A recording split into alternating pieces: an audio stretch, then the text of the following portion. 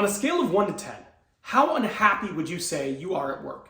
If you're from America, I'm going to guess you are pretty unhappy because people are as unhappy as they've been in some time. In today's video, I'm going to jump into a recent article that came out on Axios that chronicles just how unhappy Americans are at work. Let's go. And I just want to start by saying Americans are incredibly unhappy at work. For a long period of time now, people's general happiness and utility at work had been on a slow incline. People were happier than they had been previously. But for the first time in some time, we have seen a sharp decrease in overall happiness at work, specifically in America.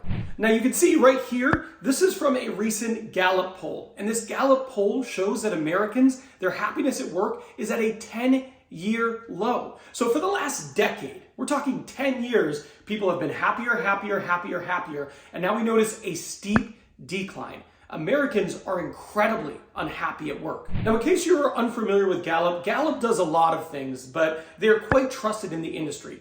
They have great data. They do wide-ranging pools of data. They do a behavioral assessment that companies use in the workplace. So they're actually incredibly trusted. So when they come out with information like this, saying that Americans are as unhappy as they've been in over a decade at work today, that is a really big deal. And it's something that you should definitely trust. Now, this article says that Americans are unhappy for three main reasons. And they survey tons of people in tons of different environments, in different roles, different industries, on a variety of factors. But the following three factors are the three factors that people are most unhappy by. And each one of these factors, in the last year, they've had a really sharp decrease in the overall happiness for these criteria. Now, the first one, people do not know what their responsibilities are. They don't know what they are tasked with completing. And I can tell you as an employee, as a people manager, that this is a big deal. When people don't know what is required of them, what is expected of them, that makes them unhappy because they are uncertain. Do I have psychological safety here? Am I going to be able to keep my job? Or are people looking at my performance and saying I am doing a bad job? People don't like to live in a gray area where there is risk. So that is actually a huge deal. Now, the second one is people don't feel like anyone cares about them at work. Now, you might be listening to that and go, well, that's kind of funny. Who cares if people care about me at work? It's actually a huge indicator of people's overall satisfaction with their job. People who work in a job where they feel like there is at least one person there who cares about them as a person, they tend to have significantly more happiness and effectiveness in their role. So more so than in quite some time, people are feeling like nobody actually cares with them at work. And the last one, and this is a big one, people feel like nobody is invested in their development. So this is a problem. If people are in their career and they want to grow, they want to learn, they want to develop, they want to do meaningful work, but they don't feel like their company cares at all about upskilling them, that's going to make them unhappy. Now, these three things, they are both trending downwards, and they are a huge indicator of employee happiness overall.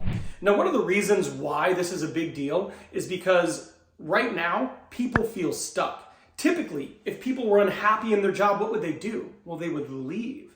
But if you look at the last 2 years, and I've been in recruitment for 15 years, so as someone who is actually in the industry, I can say it has been much harder the last 2 years to make a move. There is not as many openings. There are more candidates on the market. And when that is the case, it is much harder to be dissatisfied and then go look for a new place of employment. People feel like they need to stay where they are because they have less options. And one thing I think is important to acknowledge is that the last 4 years has been absolutely insane. You start with the pandemic that happened, and things just kind of shut down here in America. Then there was this huge revolution of remote work, and a lot of people really, really loved that.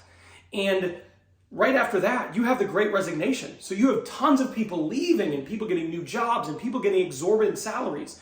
And then we go into this big slowdown in which the economy contracts, and you have people who took big salaries, remote salaries. All of a sudden, those jobs are getting downsized. There is huge tech downsizing. There's people who move somewhere to be fully remote, and then their company said, you need to be back in the office.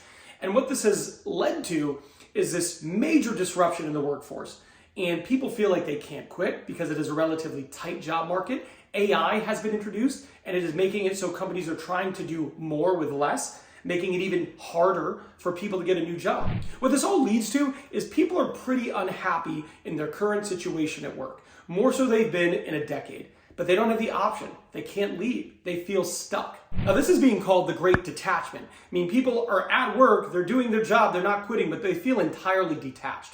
They don't feel committed to the cause. They don't feel like they want to go above and beyond. They're not interested in pursuing growth, but rather they're just punching the clock, feeling incredibly detached and incredibly dissatisfied, which is really not good for companies. Now, if this is you and you're feeling detached, you're probably looking for another job and you're probably working to interview elsewhere.